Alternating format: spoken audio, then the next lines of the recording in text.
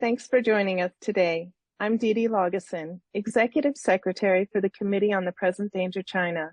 We appreciate your interest in our weekly webinars, in which we expose and analyze the Chinese Communist Party's unrestricted warfare against America and the free world, and the help being provided to the CCP in waging that warfare by captured U.S. elites. We encourage you to visit presentdangerchina.org for information on new programs, access to videos of our past webinars, and tons of other very valuable content. For updates and news, subscribe to our Substack at presentdangerchina.substack.com and follow us on X at CPD China. Our moderator today is Frank Gaffney. Frank is the president for the Institute for the American Future, Vice Chair for the Committee on the Present Danger China, and host of Securing America on Real America's Voice Network. Welcome, everyone, to this edition of our weekly Committee on the Present Danger China webinar on a most important topic. This one has to do with the unrestricted warfare the Chinese Communist Party has been waging on America's campuses for years. The extent to which that has taken place and the myriad manifestations of it is something that has been neglected for too long, whether it is what the students themselves are up to, some at the moment 277,000 of them, whether it's what professors or others on campus are doing in the way of recruitment by the so-called 1,000 Talents program of Communist China, whether it's the activities of Confucius Institutes, or in the case of those that have been shut down, others that have been renamed but are doing essentially the same kind of influence operations and possible recruitment and even espionage on college campuses. These and many other facets of the Chinese activities are now, thankfully, being given the kind of scrutiny that is long overdue by the Trump administration. We will be talking about, among other things, the throwdown the administration has had with Harvard University, among other reasons given for cutting off the university's ability to sponsor foreign students, being that it has, quote, coordinated with the Chinese Communist Party on its campus, unquote.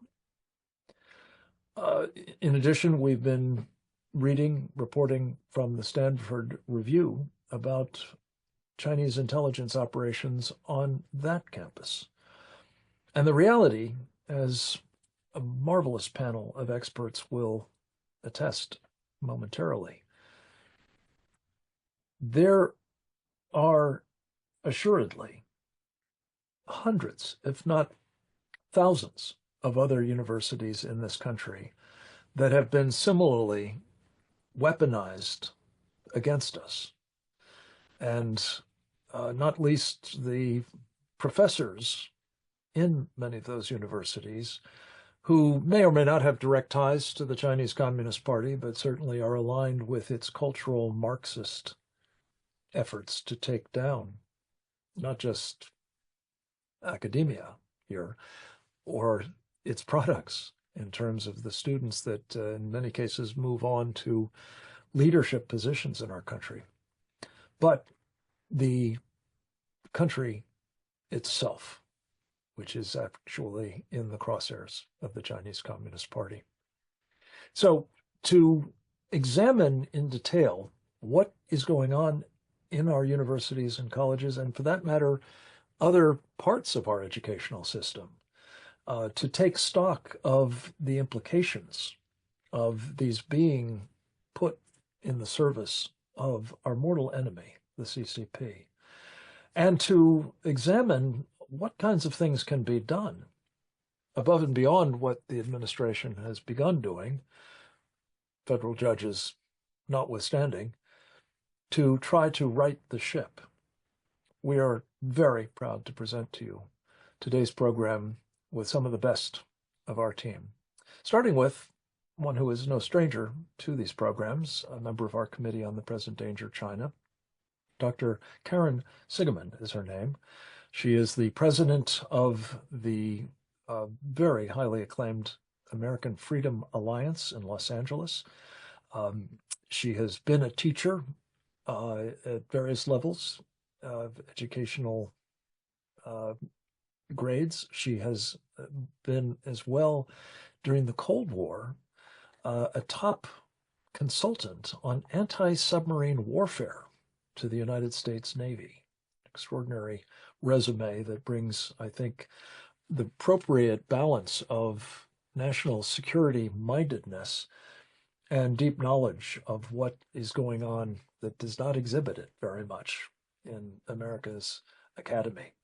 So we're going to kick off with Dr. Sigeman, and we've asked her to provide us with a kind of overview of what is going on with education and national security in the United States of America. Dr. Sigeman, the floor is yours. Welcome. Thank you so much, Frank. Such an important topic, and it's a real honor to be part of this lineup. There's no question about it that education is a national security issue, and therefore our educational institutions are key fronts in the war that's been declared and waged against us by the CCP. Taking a step back, it's been a universal truth that the best way to weaken a society from within or without is by influencing, indoctrinating, controlling the children, and the most efficient way to do that is through our educational institutions. Education is a key load-bearing wall of a flourishing society and draws the greatest energy to subvert it. Some quotes on the topic. Lenin had said, "Give me 4 years to teach the children, and the seeds I have sown will never be uprooted." Hitler said, "He alone who owns the youth gains the future." Mao had said, "The schools must become instruments for the revolution," and Stalin, "Education is a weapon whose effect depends on who holds it in his hands and at whom it is aimed." Tyrants know that the most effective means of societal control is through the children, which means through the schools.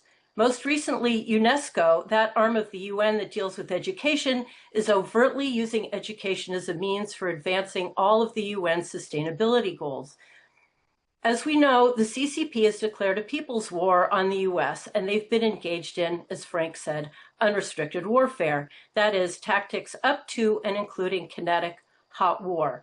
Their preference, of course, is to take us down without a shot being fired.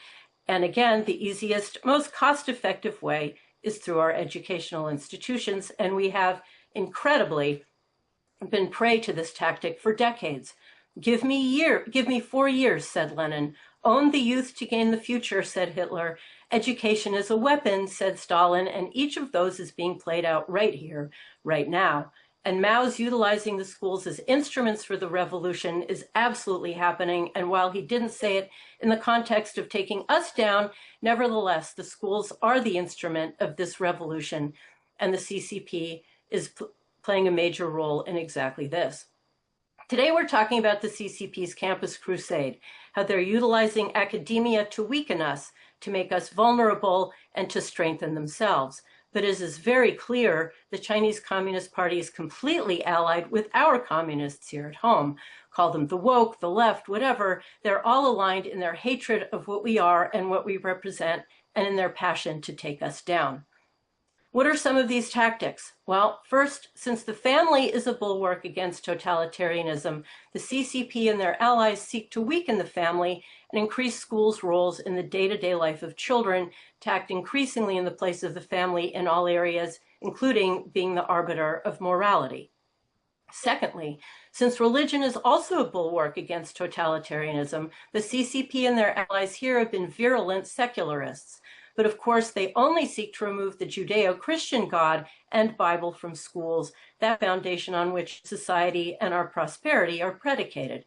The dominant religion in our schools is wokeism, or put differently, communism, itself a religion which brooks no obstacles to its reach.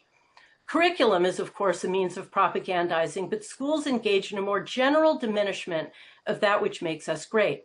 Independent thought, innovation, honest inquiry, actual science, reading, learning from the greats, self-reliance, determination, aspirational thinking, self-agency, all of this is quashed, thereby undermining the ideals of what makes America great and the ethos which empower us.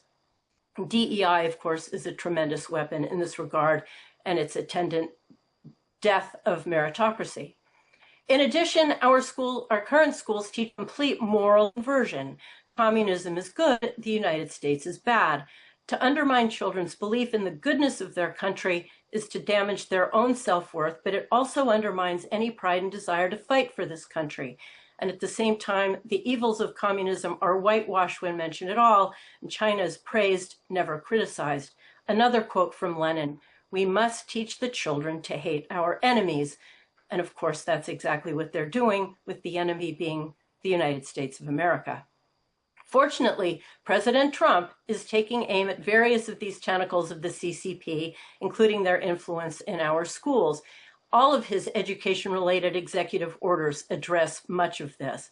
In addition, he's limiting money coming in from China and elsewhere, and instead of defaulting to the prior let them all in policy, is taking a very strong, clear, and common sense America first position of letting nobody in unless they pass certain criteria aimed to keep America and Americans safe. Secretary of State Rubio just announced 2 days ago, under President Trump's leadership, the U.S. State Department will work with the Department of Homeland Security to aggressively revoke visas for Chinese students, including those with connections to the Chinese Communist Party, which is, of course, practically all, if not all, of the approximately 280-some thousand Chinese students who are here. This is, again, further evidence of education as a national security issue. The Trump administration has already moved to deport a number of foreign students and is revoking thousands of visas. The courts, of course, are doing all possible to block these, but there was a huge win just this morning. Education here in America is meant to be an inoculant against tyranny, not its delivery system. And it appears that we have in the White House at the moment a president and an administration fully cognizant of this. In closing, China has been working on undermining the U.S. by indoctrinating children of all ages and undermining and exploiting our educational institutions, but President Donald Trump is working assiduously to both dismantle their means of destruction as well as to build pride in the greatness of America. That the left fights him at every turn is, of course, no surprise, but is nevertheless disappointing. Education, again, is a national security issue. It can be used to weaken a people and a nation, but can also be used to shore it up, to build a common sense of purpose, a national sense of unity and pride. It can be used to advance those principles which gave birth to this nation in the first place, those principles and values that contributed to our becoming the world's sole superpower, as well as the greatest force for good on the planet, or it can be used to tear down those accomplishments and ensure that we never achieve such greatness again. Andrew Sullivan had said years ago, "We all live on campus now, a reflection of the power and influence of what happens on our universities and the dangers of losing them to anti-American ideals. To not capitulate, we must regain our hold on our educational institutions, treat them as the front that China does, and fight for America first in the classroom." Thank you, and I'm looking forward to hearing the rest of the panelists on this vital topic. Thank you very much, Dr. Sigeman. I meant to mention that I had the privilege of being on a program that Karen organized and moderated in Los Angeles earlier this week, and had as a companion on the program Daniel Greenfield. Should be a doctor. If I can give him an honorary degree, I will. He and I were, as it happens, yesterday on another program together, organized by Larry Reagan of the Middle East Forum. And one of the other participants in that program is relevant to this topic, was Sam Westrup of the Middle East Forum, who presented information about Georgetown University as another of these institutions, prominent institutions, that has been deeply penetrated by, in this case, it appears the Muslim Brotherhood and other Sharia supremacists. As it happens, I'm headed today to my 50th anniversary reunion at Georgetown, and we'll be seeking to talk to as many people as I can about that particular problem. So this webinar is of more than a professional interest. It's very personal to me as well. So we're going to hear next from a man who has specialized in exposing these sorts of enemies within in every institution of our country, as well as in the far reaches of the planet that aid and abet those enemies inside our wire, as they say. His name is Trevor Loudon. I would confer on him an honorary doctorate as well for the great work that he has done over many years on documenting in the most rigorous manner imaginable the various forces at work that we are confronting, whether they're of the left, the communist Chinese specifically, or from the green, if you will, red-green axis, the Sharia supremacists, both of the Sunni and the Shiite stripes. I know of no one who has done a more rigorous job of exposing these forces internal to the country. He hails from New Zealand. He saw what can happen to a country when such forces take over, and he has been warning with great effect through myriad books on films, including The Enemy Within the Church, Security Risk Senators, House Un-Americans, countless essays and interviews, including one that he did with me earlier this morning on our show, Securing America. It's always a privilege to have Trevor Loudon with us, and he's offered to give us a sense of something that Karen touched on, but get into a little bit more detail, how this kind of penetration and subversion of the academy in the United States is starting out at the preschool level, not just at the university, and will share with us insights as to what this might mean for the American future. Over to you, my friend Trevor. Well, thanks very much, Frank. I think that our friend G. Van Fleet will tell you that the Chinese communists are very thorough and they don't ignore the children. The Chinese Cultural Revolution was driven by the children. They were indoctrinated heavily. Now, I want to draw everybody's attention to an organization based out of Chicago called the Erickson Institute. It was named after Erik Erikson, a psychologist, friend of Sigmund Freud, I believe, and the guy who coined the phrase identity crisis. He was also kicked out of Berkeley for not taking, for failing a loyalty oath in the 40s, and taught at the California Labor School, the Communist Party school in Northern California. So this institute is named after him. It was founded by Irving Harris, a philanthropist whose wife Bernice Weisbord was in the Chicago Young Communist League with Quentin Young, who later became Barack Obama's personal physician and the inspirer of Obamacare. On the board, this organization was set up in 1966 with the aim of training early childhood educators to form a nationwide corps of early childhood specialists who would then disseminate their ideas through educational institutes across the country. And it's been very, very successful.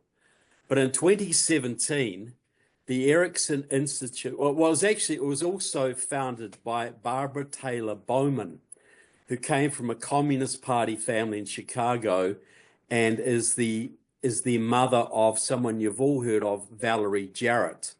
And Obama gave Barbara Taylor Bowman an award for her work back in 2009.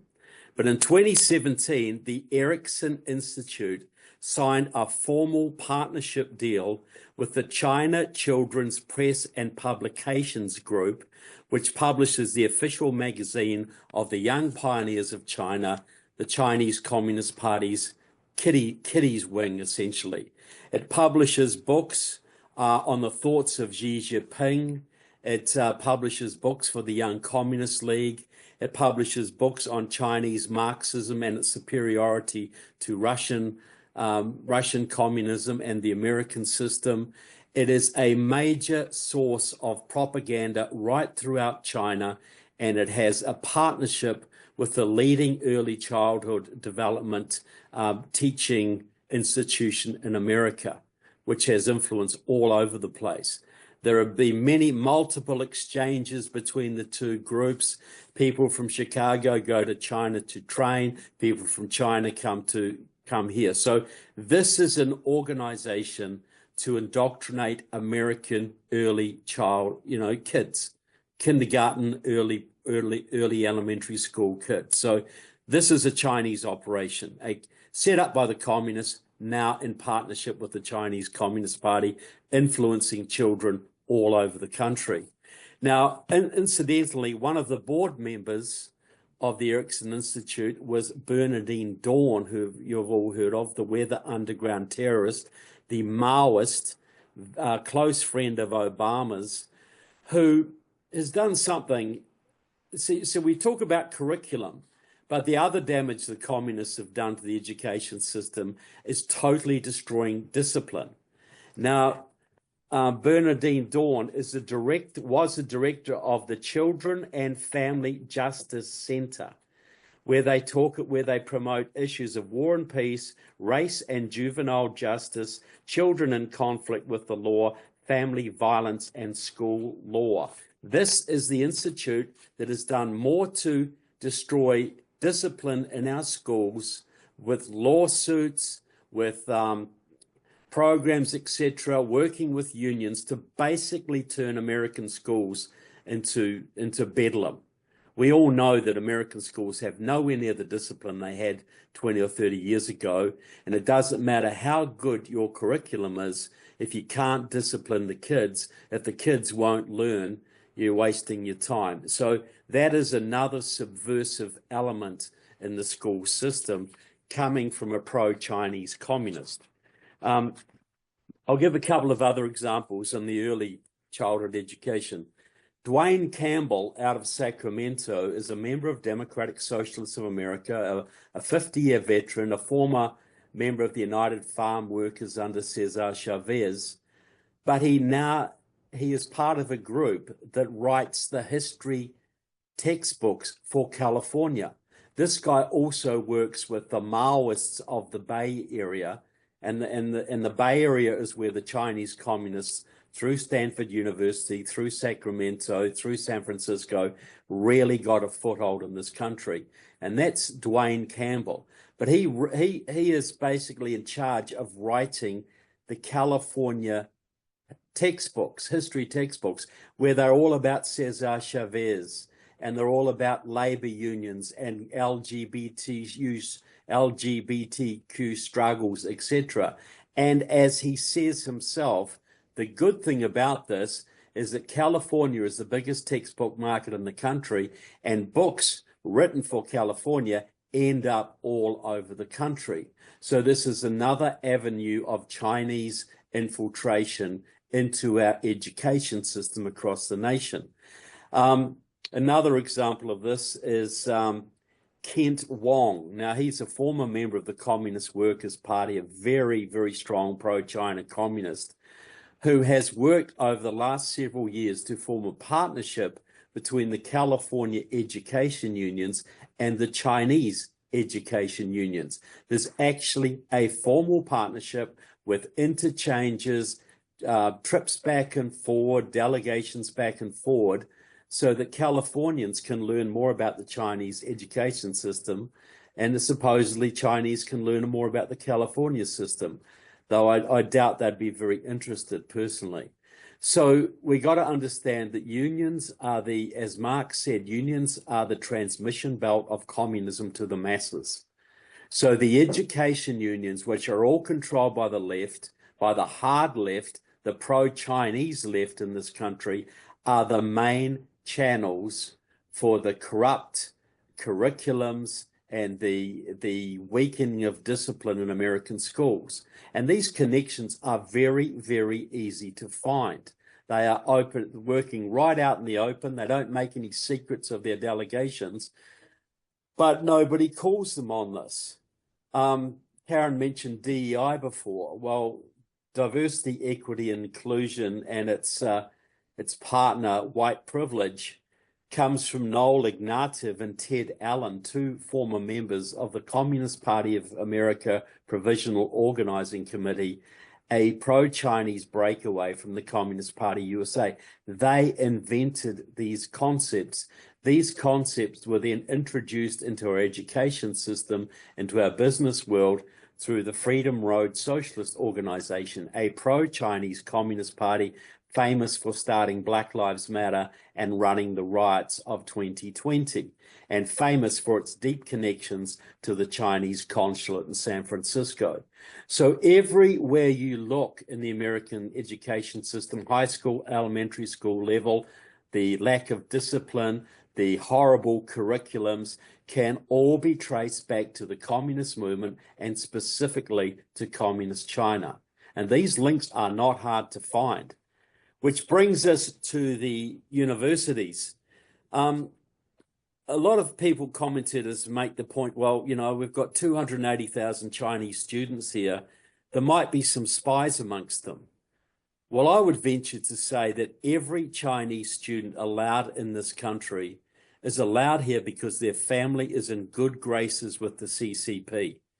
And it's legally required from Chinese citizens to cooperate with the military when required. That's everybody in China, whether you're in business, academia. If the military wants you for something, you are legally required to comply. Are you telling me that every Chinese student that works at MIT on laser technologies or robotics, or works at Berkeley or Lawrence Livermore or anywhere else in the United States is not debriefed by the Chinese Communist Party before coming here and on return, and probably while they're here as well? It beggars belief to think that they would even allow anybody from China to come here to these, and they're not coming here to learn sociology.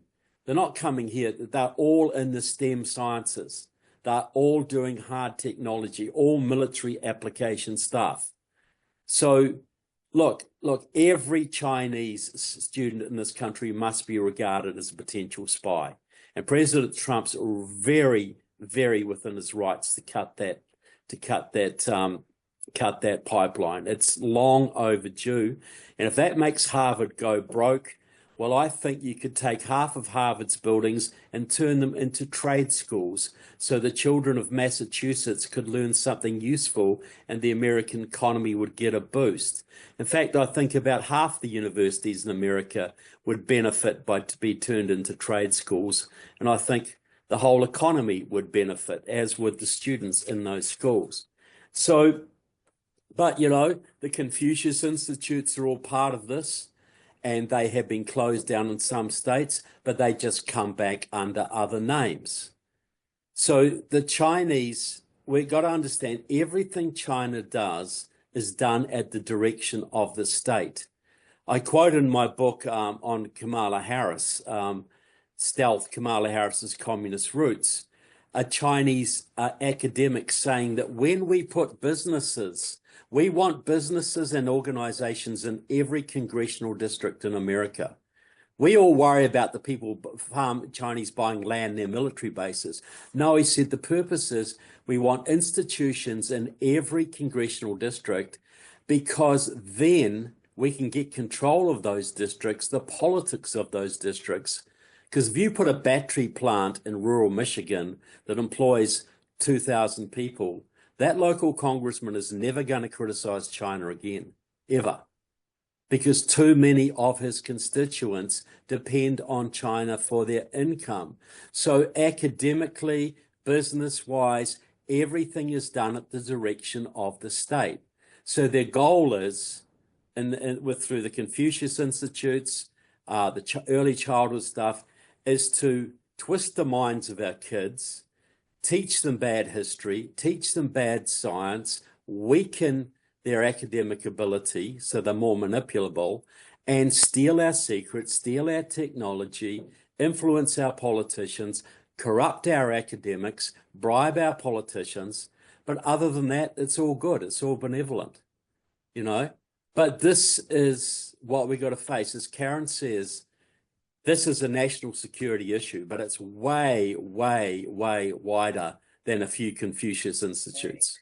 Way, way wider. It goes from, as I say, it goes from diaper to gown, diaper to graduation cap. The Chinese are in every single facet of our education, right from 3 years old to 25 years old. Trevor, what an incredible tour de force. Your content, as well as the documentation of it, is unsurpassed, and we so appreciate your contributing to, especially an understanding of the diaper to gown character of this problem. Thank you.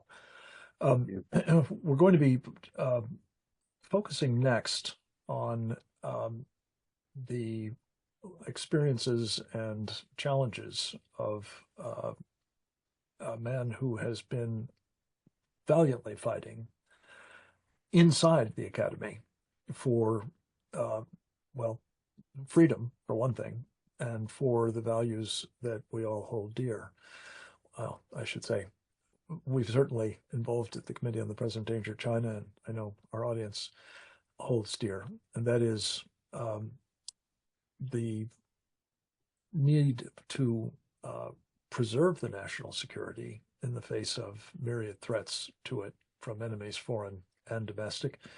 As an Army officer in military intelligence, Dr. Stanley Ridgely took an oath to defend our Constitution against those various threats.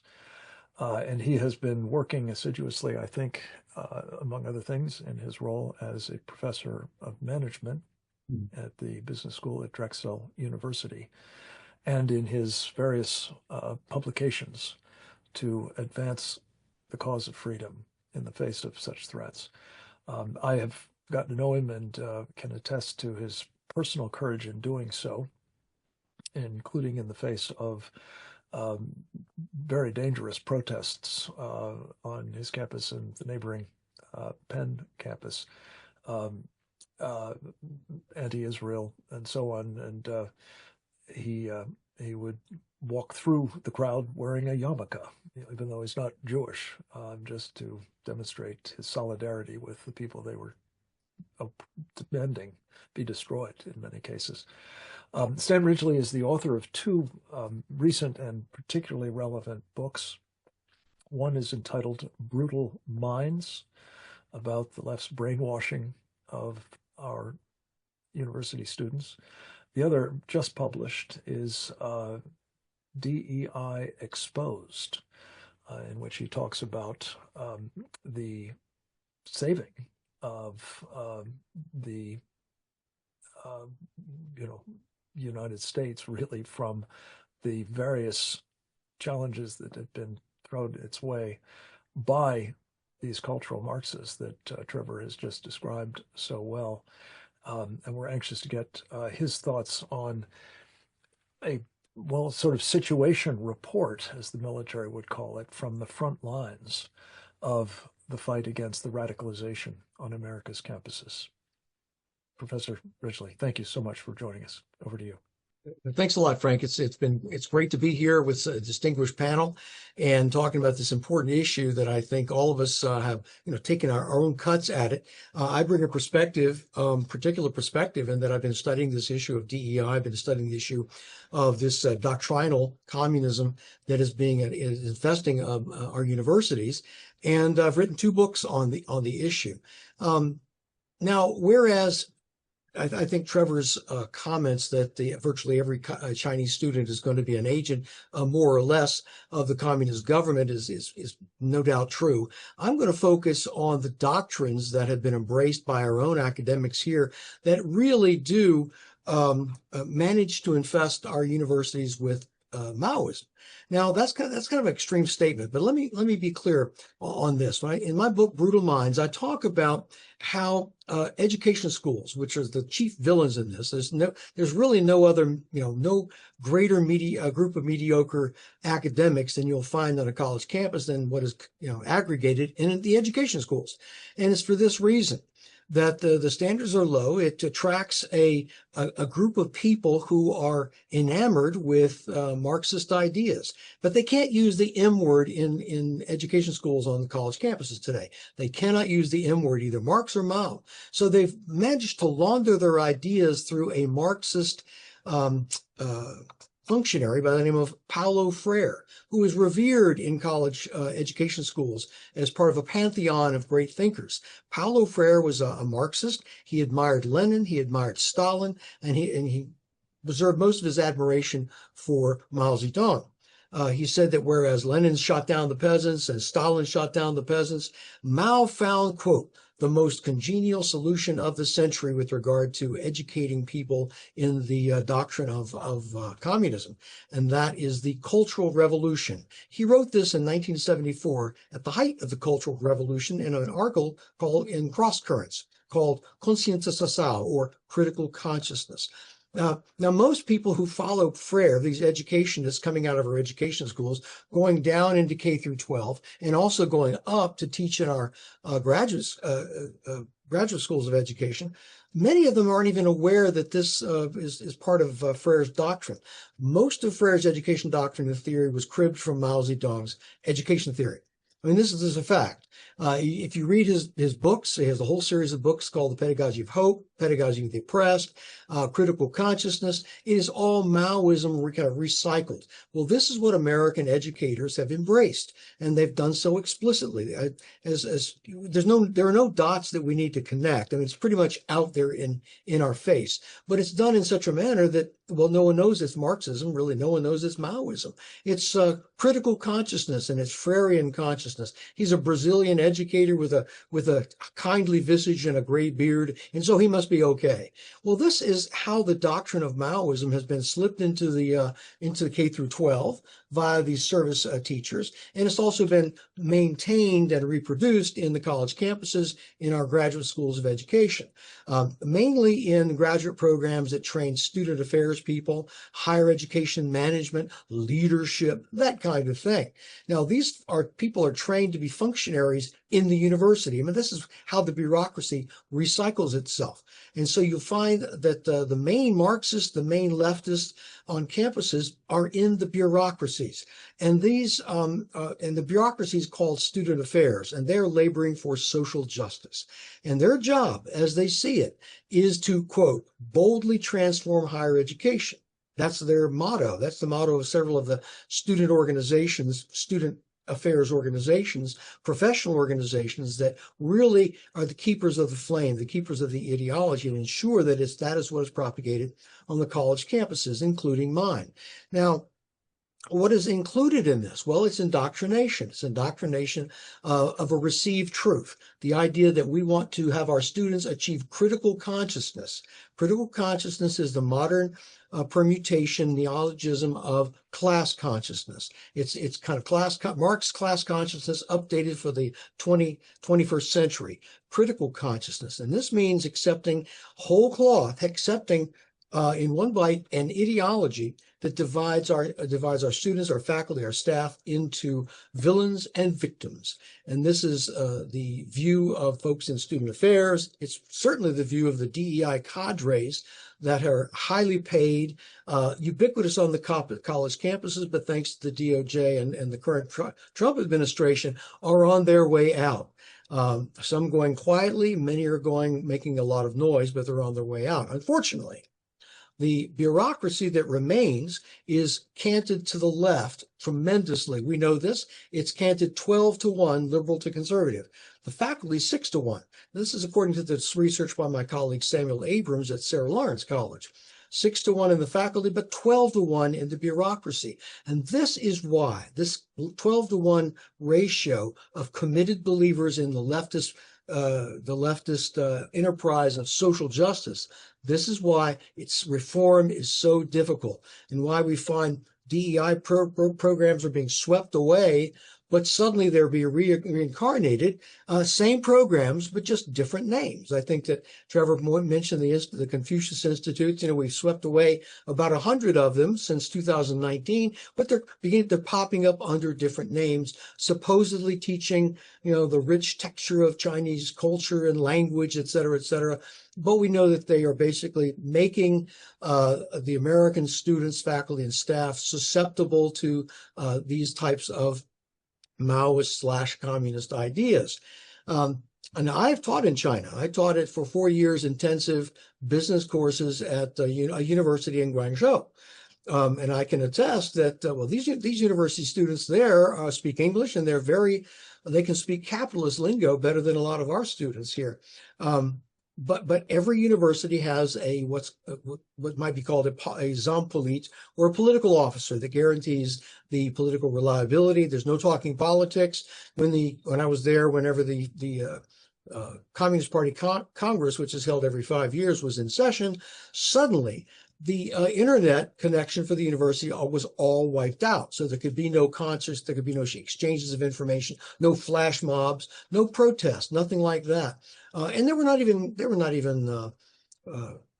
trying to put up a front. No, they said, we're cutting off the internet so that our Congress can go on unmolested. So there's a definite difference between the education environment in the United States and certainly in communist China. And this idea that we should have an open door to 250,000 Chinese students studying STEM topics, whenever we know that the Chinese Communist Party has a hand in debriefing these folks when they leave and debriefing them when they come back, that this is somehow attached to academic freedom and free speech. I saw an article this morning in Inside Higher Education.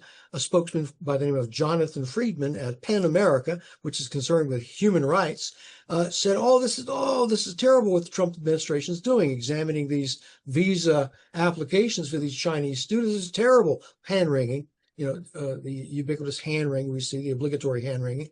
Well, as a matter of fact, this is not academic freedom. It's not freedom of speech. It is a matter of national security. Who comes into the country and who doesn't? As I was saying to Frank earlier, China is not Switzerland, and Russia is not Belgium.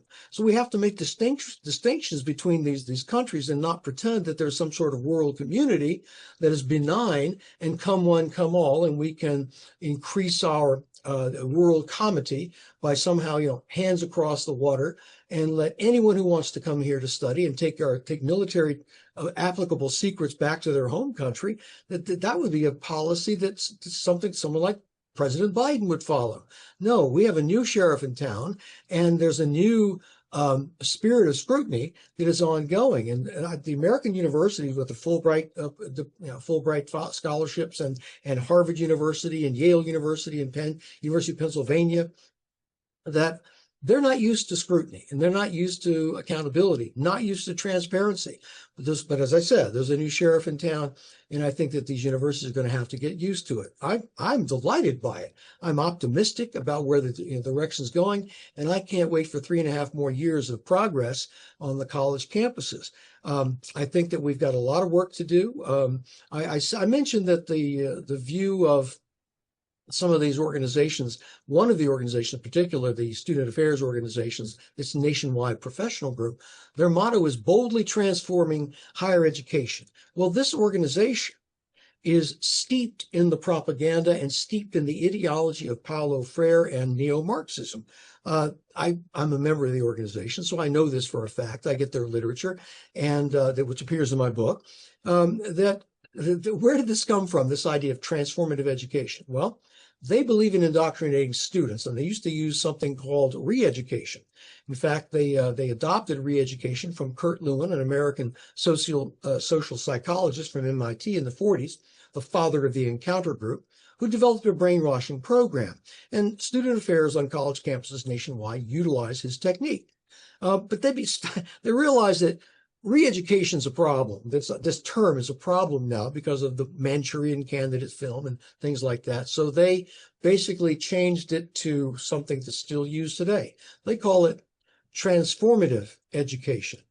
Coincidentally, the Communist Chinese, which also used the term re-education, began using something they call education for transformation.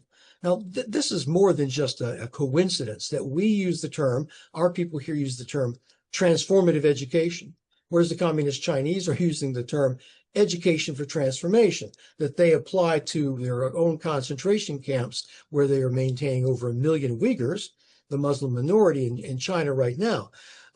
So we see a parallel notion of communist education or re-education. The great insight that Mao offered his own people and his own political party, I should say, was that we can rehabilitate our ideological enemies by putting pressure on them, utilizing, as Dinesh D'Souza said in an interview with me, he says that utilizing these educational power tools and applying them onto to recalcitrant populations. And they do that to their own people. They did it wholeheartedly in the Cultural Revolution. And we find our own people here in the United States usually utilizing because we have those pesky human rights, they can't utilize the full-fledged indoctrination program. So they use kind of a Mao light education indoctrination program here on the campus. So they're using it virtually everywhere. And I can tell you by looking at any university's website within 30 minutes, I can tell you who the people are doing it, and I can tell you who the people are doing it to. I can give you the names of the programs, and it's really not difficult to find if you know what to look for. How do you find out what to look for? Well, I've done that for you. Either of my books, Brutal Minds or DEI Exposed. Am I hustling my books? Well, yeah, because I'm a big believer in telling the truth. And Frank has lauded me, and I don't think I deserve any kind of special accolades or any type of courage. I'm just a truth teller. And I believe that if you're committed to the truth on a college campus, that you have to speak that truth irrespective of what people are going to say about you, irrespective of what they say. And I think that there's a war right now on the college campuses, barbarism versus civilization. And I think that this has been made manifest over the last 18 months. And for that, only that, I am grateful. And I want to count myself on the side of civilization. And I hope that we have more people standing up for that on the college campus in the months and years to come. Bless you. Thank you very much for an extraordinarily impressive description of the problem from the front lines. I love Dinesh D'Souza's term, power tools of education. That really captures it, as well as does your observation that what we're looking at is barbarism versus civilization. Some would simply reduce it to good versus evil. I think there's a fair dose of that as well. We're going to hear from another truth teller now. Man, I've not had the privilege of meeting previously, but I've heard wonderful things about. His name is Dan Carell. He is an attorney by training, but has served in senior positions inside the United States government, including as the Deputy Undersecretary in the Department of Education and as a senior advisor there.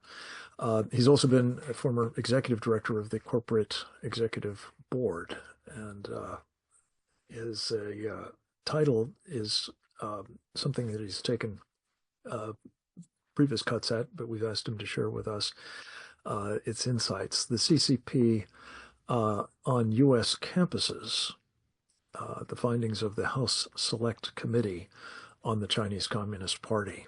Dan is joining us by video, and we're very grateful for him doing so. I think it's in the form of a PowerPoint presentation, basically, but it is conveyed by video.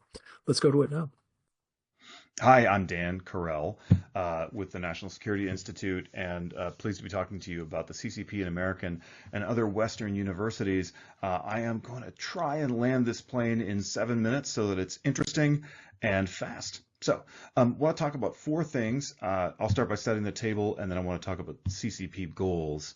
And then beyond that, there were 2 things that came up in the State Department statement this week. One was students with CCP connections, and the other was students working on or researchers working on critical technologies, and I've got some conjecture about those. Let's start with setting the table, though. Number 1, some people have expressed skepticism about whether the CCP is really doing anything in American universities.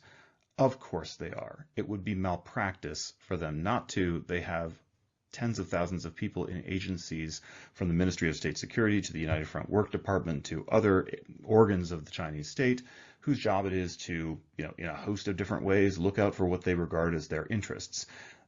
They're not sitting there so that they can play Tetris. They are there to get things done. They are actively working a host of angles, media and journalism in the Chinese diaspora, like all kinds of things. They've got over 300,000 students in the United States alone. I think they have around 1 million students in China total that are studying abroad, or graduate researchers abroad overall. It's an asset. They would never not use it. So of course they are. Number two, other English-speaking countries, our Five Eyes partners, are smaller and therefore more vulnerable because the power asymmetry between them and China, the extreme example being New Zealand, is so great that they've been dealing with this issue longer and I think in a more intense way, and that the Chinese presence on those campuses have, if you just sort of read the news, of what's happened in those countries over the last, really decade, it's been much more intense than here. And so it's a good thing we're responding to it. They have not done a great job, honestly, of responding to it, but I think it's that power asymmetry. Number three, I will say, in my view, the vast majority of students from the PRC are minded to steer clear of politics, and I think that suits the CCP quite well.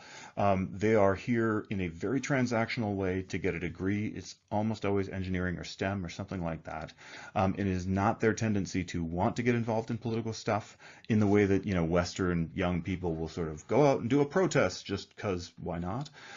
It's just not their thing, and they don't talk about politics. They don't talk about it. They don't want to study it, and they don't tend to. And so they're really just here to get things done. Some of them all of them, I would submit, are being repressed and overseen, and I think negatively influenced by the CCP. But only so many of them are involved, right?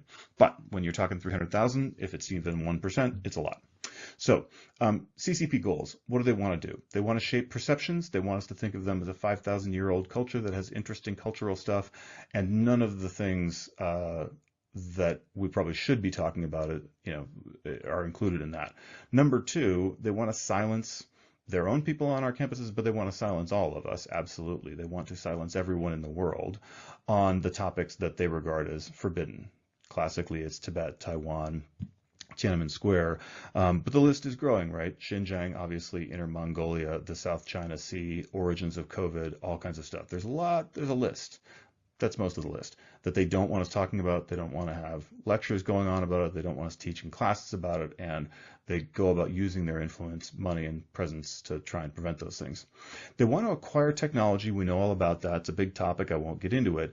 But I would add they want to build capabilities. And I would say that is different because it sort of explains, well, why is it so necessary to have so many people here studying in American universities? I think the number is there's less than 1,000 Americans currently studying in China. We don't need to go there, and we're not.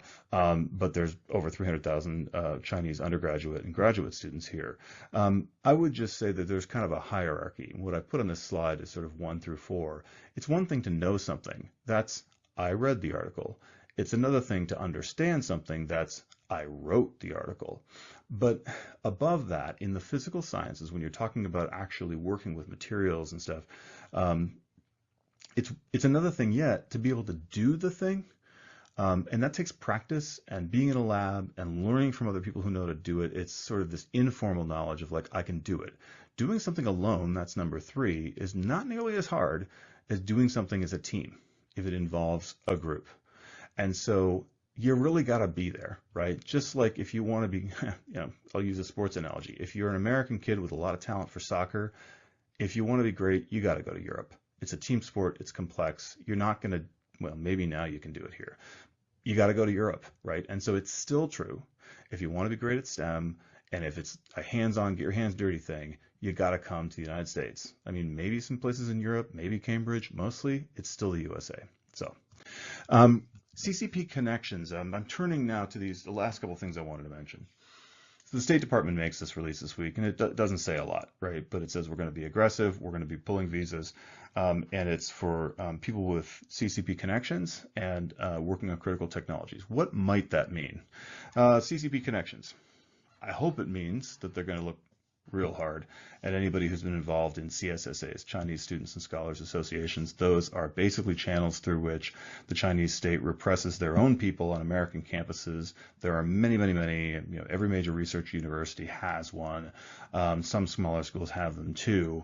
And it's the way for the CCP to make sure every student who comes in there knows that they're there and they know where their parents live.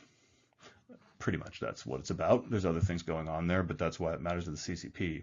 Number two, military connections. We've had sort of visa criteria around that since the end of Trump 1, but maybe those will be intensified. Number three, children of CCP elites. That's pretty straightforward. Children of CCP members over there. That's an interesting one. There are perhaps 90 million-ish CCP members.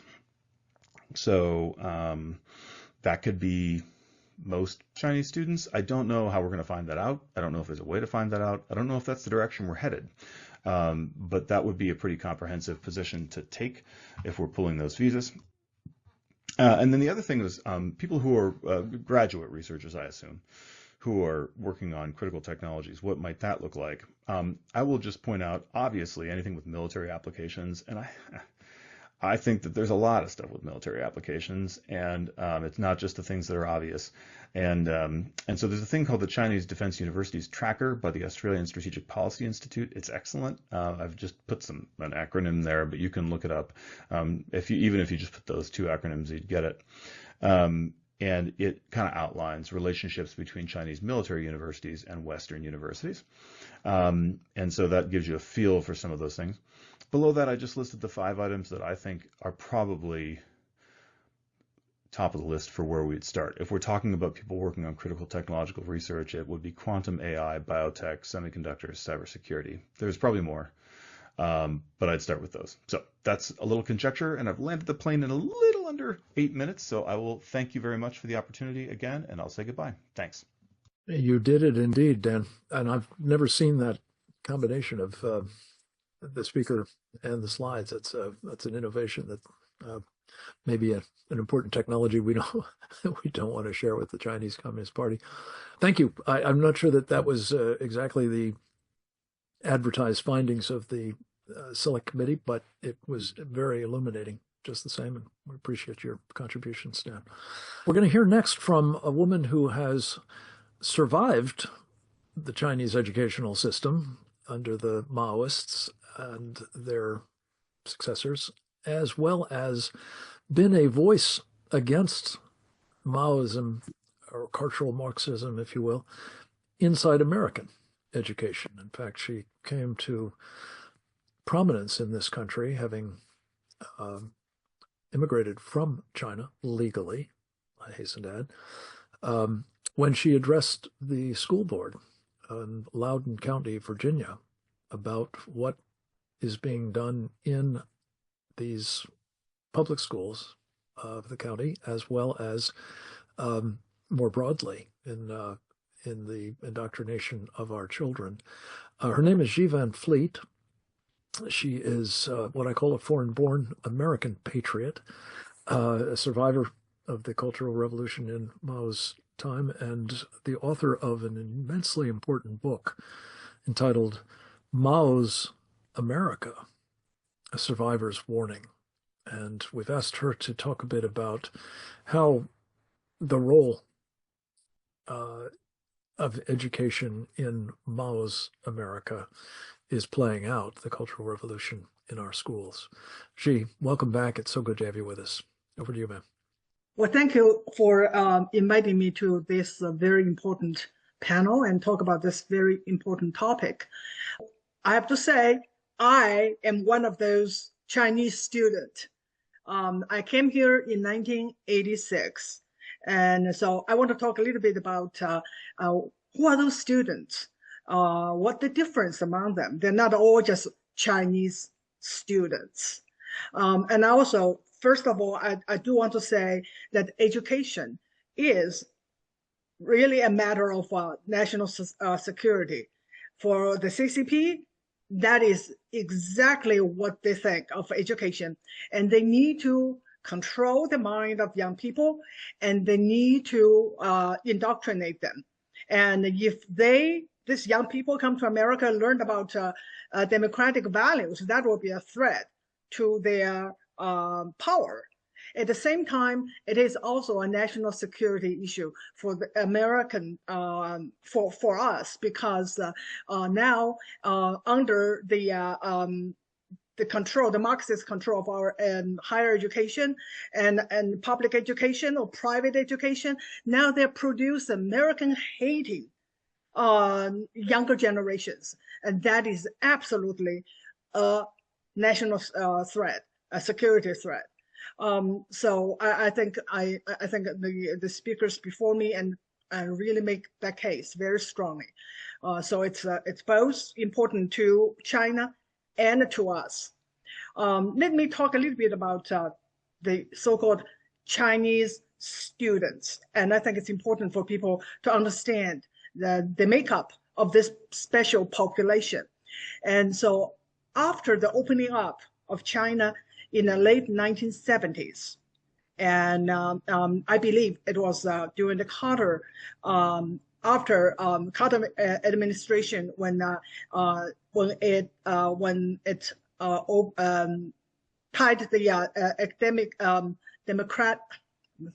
diplomatic ties with China, and Deng Xiaoping said, "Can I send some 1,000 students to study in America?"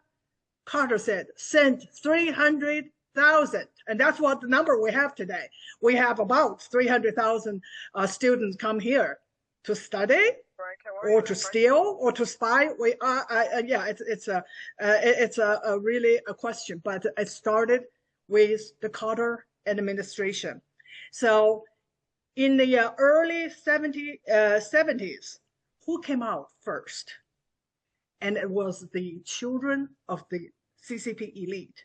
Whoever came here sponsored by the government, and it's the chances they were the children of the CCP elite. And there's another group of people, and I fit into that category.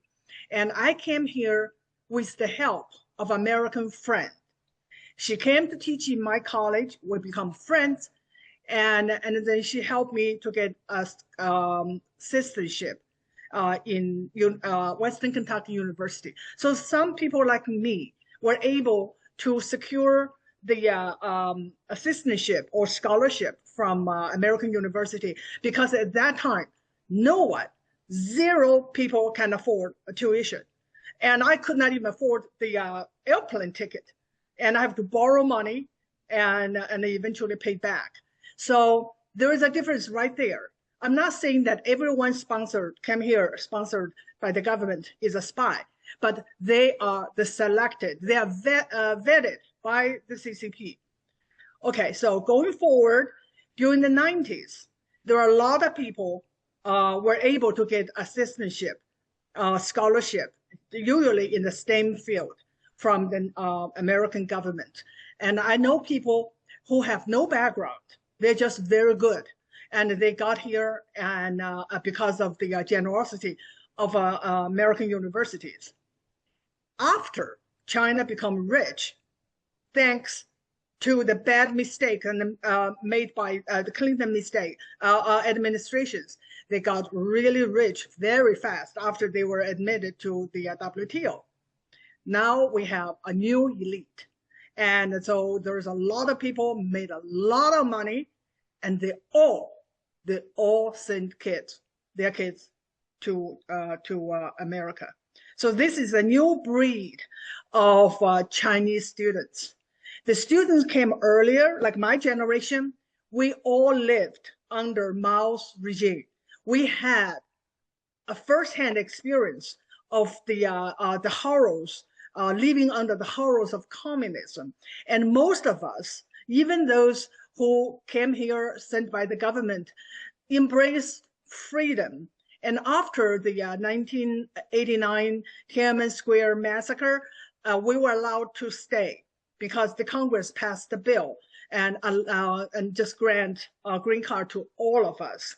And most of us are very appreciative. And among the Chinese, we have a saying that the older generation of Chinese students mostly love America.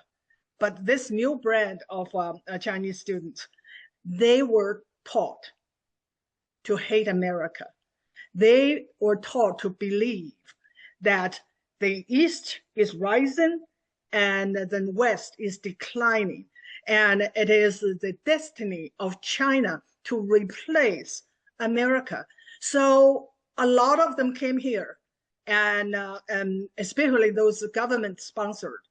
They came here almost with the goal to help their so-called motherland, and which is really to help the CCP.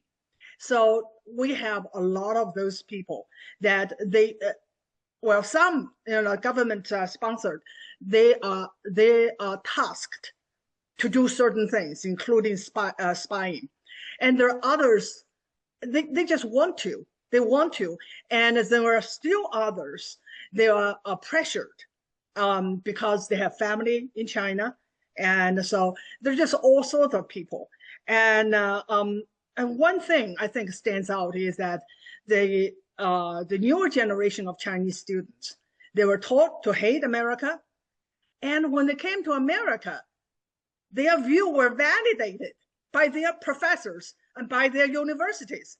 Yeah, they were taught that America is just such a racist country, is an evil place, and yeah, so they absolutely just join the crowd to hate America, to justify everything they do for their party, for their so-called motherland. And so that is the challenge we're facing. How do we know who's who? We don't. We absolutely do not know who is doing what, and who is real spy, who's not. Yes, it's true that most of the people that were now in universities, the Chinese students, are in STEM fields, but there are still a lot study social science, and so a lot of them turned out to be activists, like we see them in the BMM rioters, and there's the videos of young Chinese protesters speaking Mandarin. And so also in pro-Hamas demonstrations, and now they identify a girl or a young woman, and she was deported. That's very, very good. But they're not just studying just technology. They're actually involved, very much involved in the anti-America protests and demonstrations. And also, don't forget that Harvard had a nickname among the Chinese diaspora, that it is the CCP's largest party training school outside China. The Kennedy School, yeah, they trained more than like 4,000 high CCP officials. The highest level of the trainee or the graduate was the former vice president of China, and the one that was the head of negotiation team during the first Trump administration, Liu He. He was a graduate from Harvard. So it is not just some young students.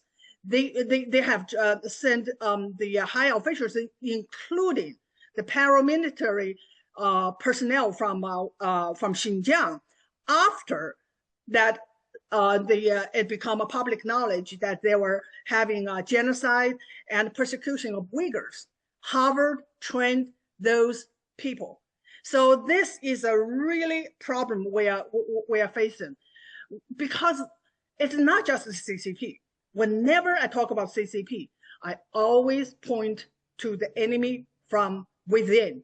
Those are the Marxists, communists in America. They share the same goal. Long march through institutions. They share the same goal. And some probably just want the money. They don't care about ideology. They just want the money. And that's why it is so popular to have a Confucius Institute in college and university because of the money. And now some of them were kind of gone, but they're not. They just changed name because the universities want their money. And that is really a problem. And so, and yesterday, here, I just want to share this tweet. Yesterday in Harvard, they have a graduation ceremony, and they choose for the first time in their history, they choose a female Chinese student to give this commencement speech. And I listened to her kind of long, whatever speech. Here's the interesting information about her. She graduated from the Kennedy School. What's her major? Her major is diversity in international relations. And what's her topic? The topic of her speech, basically, it is Xi Jinping's grand vision of a community with a shared future for mankind. It's Xi Jinping's version of the globalism. I call it Xi Jinping's globalism with the Chinese characteristics. And that is what's going on in Harvard. They choose her absolutely to send out a message to Trump administration and to the rest of America that they stand with Marxist communists and they stand with the CCP. And that is really our challenge. And I think it is easy to stop the CCP's infiltration if we can defeat the communists here, the enemies from within. So also, I just want to say that during Trump's first administration, he revived this policy of 1990 to stop letting in communists from Russia. 1990. And he revived it. And now we must understand we have to do the same. We should stop letting in any communists in our country. And we start with the students. Thank you. Thank you, Xi. What an extraordinary presentation, especially this anecdote about the response of Harvard University to select as their valedictorian for the graduation yesterday, somebody who is espousing Xi Jinping thought in American campuses. It probably kind of says it all. Well, our final speaker, I'm very pleased to say, is a repeat contributor to these programs and a very considerably formidable one at that. His name is Dr. John Lenczowski. John is an individual who, like me, has the scars of working the anti-communist problem back in the day of the Soviet Union and Ronald Reagan's successful efforts ultimately to take down the evil empire. John was a senior advisor in the State Department for a time in the Reagan era and also was the director for European and Soviet affairs in the National Security Council at a critical time, 1981 to 1983, when the strategy for defeating the Soviet Union was promulgated and put into motion. John has gone on to other important public services, notably founding and serving as the president, now as the chancellor of a marvelous institution of higher learning in the United States, one of those that is pro-American, I hasten to add, and doing a marvelous job of training the next generation of practitioners of national security policy in what they need to know to be pro-American and to serve our country. He is the author of, among other books, Full Spectrum diplomacy and grand strategy. And we've asked him to talk about what it must fall to him and hopefully many, many others like him to fight back inside the academy against these threats to freedom and the challenges that have to be overcome by pro-American academic institutions in so doing. John, again, welcome back, and thank you for finding time for this important conversation. With your background especially, it's just absolutely vital that we hear your thoughts. I would just like to begin by thanking and congratulating every one of the panelists who came before me for your absolutely outstanding analysis and strategic, moral strategic witness, which is really the key to all of this. We are, as the great Soviet dissident Yuri Yermagayev has been writing, we are in the middle of a 100-year war that totalitarianism has been conducting against the West in general, targeting the United States in particular. And we have been remarkably intellectually unprepared to understand this, and how this totalitarianism has had its communist dimension, its Nazi dimension, and its radical Islamist dimension, and how all of these things in one way or another are united in their different their different guises, their different variations. And there is so little study of what totalitarianism is, so little study particularly of communism, the universities are doing almost nothing to teach the truths about this history and about the nature of the ideology and its internal dynamics. The great weapon that we have in the war against totalitarianism is the truth, which is what has been manifested here in this webinar. And there's simply not enough of it. But Alexander Solzhenitsyn once said that one word of truth outweighs the world.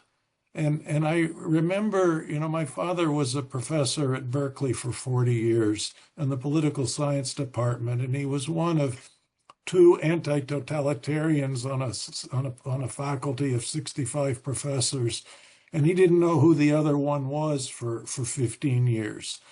And eventually some of them came around to sobriety when it came to understanding totalitarian movements. But how can it be that all of these social science departments, and then of course education schools, can be so full of leftists, overt Marxists, covert Marxists, etc.? Well, it's because they seize the reins of power. They promote their own. They exclude anybody else who disagrees with them, and where most scholars don't want to be involved in academic administration. They don't particularly want to be chairman of the department. They want to teach and they want to write books.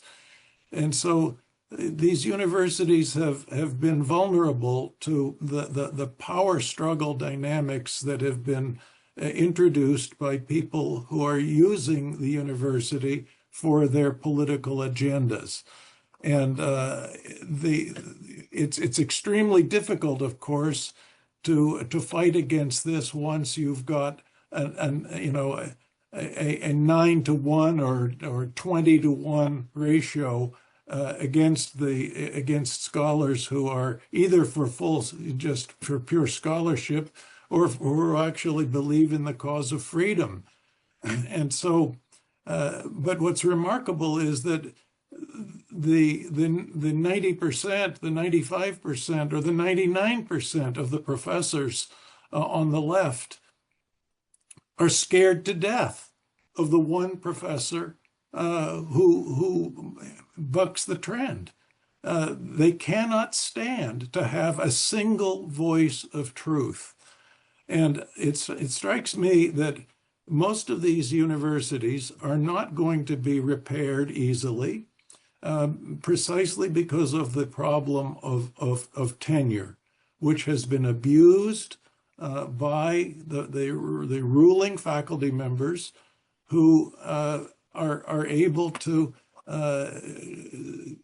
simply appoint their own proteges, promote those proteges, and exclude everybody else. I believe that there needs to be very serious efforts made, particularly in public universities, where that are responsive to popular government. Private universities, it's going to be harder, but in public universities, efforts can be made to, for example, to eliminate the tenure system, so that cannot be abused by the ruling, power-hungry professoriate with their leftist agenda.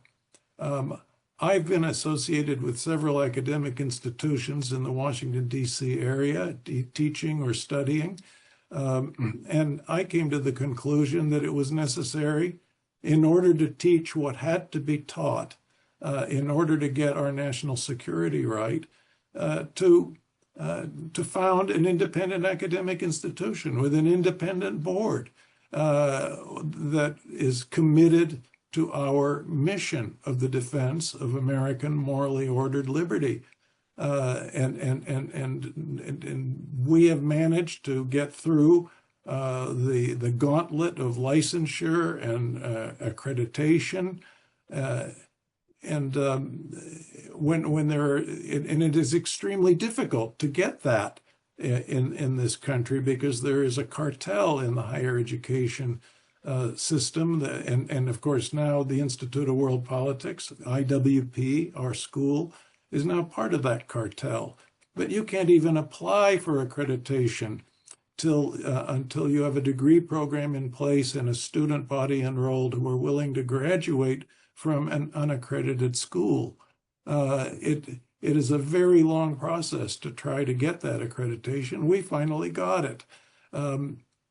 Anyway, one of the most important things that has to be done here, in addition to the reform of our universities and the exclusion, and I have to say it is so important that we exclude the Chinese students. We didn't have thousands of students from the Soviet Union come here. We didn't let Soviet citizens who are generally speaking all approved by the Communist Party of the Soviet Union to travel. We didn't let them travel all over the United States. Those who were here were in an official capacity. They were restricted to traveling only 25 miles within a radius of 25 miles of the Soviet embassy or consulate, wherever they were stationed. We certainly didn't let them make 5,000 visits a year to our national laboratories, where a single visit. We let the Chinese quote unquote scientists make 5,000 visits a year to our national laboratories, where a visit constitutes a stay of 2 weeks to 2 years. And our naive scientists working in those laboratories, who know nothing about the huge war against totalitarianism that is ongoing, permit them to come in, and they share their scientific findings with them. It's absolutely incredible. There are one of our graduates, who's one of the most highly decorated intelligence officers defending the Defense Department equities in California. stationed in Silicon Valley has testified that there's something like 25,000 Chinese intelligence collectors in Silicon Valley alone. And I will repeat again what has been said here by one of the panelists, namely that every single one of the Chinese students coming here has to report to the Chinese intelligence services according to the Chinese national security law. We simply should not be letting these people into the country, and I'm frankly amazed that the Trump administration seems to have awakened to this dreadful reality of this threat. And another thing that I should say is that some of the Chinese students who come here might potentially be beguiled by genuine American freedom, but they are so subject to their minders, whether they are stationed in the Zampolits, the political commissars who are tracking them, who probably are bugging their cell phones, that they cannot be free. I have suggested that we give every Chinese student coming in this country their own separate little cell phone, that it doesn't necessarily have a Chinese Communist Party bug in it. And although if it's made in China, it probably has the bug anyway. But when they can be separated from the commissars, some of them actually can be very helpful to us. But ultimately, this comes down to, I think one thing that can be done is that our government can begin to conduct ideological warfare against Chinese communism with its, Maoist, its Chinese characteristics, as they say. And one of the ways of doing this is to try to split the Chinese people from the CCP. And what we need to do is we need to convey to the Chinese people that they ultimately are our allies in a war against totalitarianism, that Marxism-Leninism with Chinese characteristics is a Western import that is totally incompatible with traditional Chinese thinking, culture, religion, etc., that it is an incredibly toxic import, and it actually constitutes the continuation of the century of humiliation, because now the Chinese people are being humiliated by the Chinese Communist Party, who are agents of a foreign ideology. We need to convey to the Chinese soldiers that they belong to a Communist Party army and not to a national army, that they are not vindicating the glory of traditional China, that they are fighting for a totalitarian force. These are ideas that can be inserted into Chinese consciousness, but somebody has to do it. We have to do it by broadcasting. We have to through the U.S. Agency for Global Media, however it gets reconstituted, Radio Free Asia, if it's reconstituted. But there will never be peace with the Chinese regime until the Chinese regime starts respecting, has peace with its own people. This is a lesson that Andrei Sakharov, the inventor of the Soviet H-bomb, was teaching. That there, peace with their own. He said the Kremlin will only have peace with its own people when they start respecting their people's human rights, and our human rights diplomacy, our human rights public diplomacy messaging has to be an integral part of this ideological war. We have to be discrediting Marxist ideas, which are very easy to discredit, but somebody has to study communism before they're intellectually capable of discrediting Marxist ideas. We have to support religion in China of all of its varieties, because it is such a considered by the regime to be such a threat to its internal security. Anyway, those are many things that need to be done, but they are all in the realm of bearing moral witness, moral strategic witness, telling the truth, and propagating that to the American public, to our own students, and to the people of China. I could not have asked for a better sort of wrap up as well as prescription for what needs to be done about the larger problem, not just the immediate matter at hand of what's going on in our academic institutions. And if I failed to mention the Institute of World Politics by name, forgive me. It is an extraordinary, contribution to the fight, but testimony, John, to your leadership and clarity and conviction over all those years. And I've been, aware of and supporting you as you've gone through the travails of accreditation and fundraising and so on. And God bless you for having persevered and brought it to its present glorious state. We're going to, Stan has a hard stop. Who right. does?